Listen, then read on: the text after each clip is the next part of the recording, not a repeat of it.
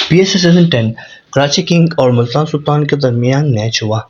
अगर हम बात करें कराची किंग की, तो कराची किंग ने पहले टॉस जीत कर पहले बैटिंग करने का फैसला किया। कराची किंग की तरफ से सबसे ज़्यादा स्कोर जो हाई है वो है वनीक ने बनाए हैं 85 रन सिर्फ 46 बॉलों पे, और नियाजी ने बनाए हैं 40 रन सिर्फ 33 बॉलों पे, और खुशदिल ने 33 रन बनाए और नेट आउट के सिर्फ 13 बॉलों पे, और वार्नर ने 30 रन किए सिर्फ 13 बॉलों पे।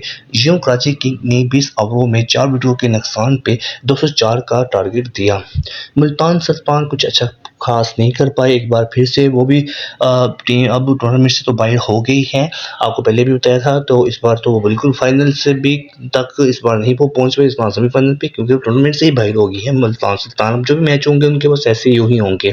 अगर मुल्तान सुल्तान की बात करें तो मुल्तान सुल्तान ने 117 रन बनाए सिर्फ 16 ओवर की पहली बॉल पे, उनके पूरे ऑल आउट हो गए थे। मोहम्मद रिजवान के इस बार उन्होंने 0 लिए, जो टॉप स्कोर पे अभी तक थे, जिन्होंने सबसे ज्यादा 365 रन बनाए हैं इस टूर्नामेंट में, वही सिर्फ 0 स्कोर पे इस बार आउट हो गए। गुलाम ने 29 रन बनाए सिर्फ 25 बॉलों पे, यासिर ने 26 रन बनाए 17 बॉलों पे।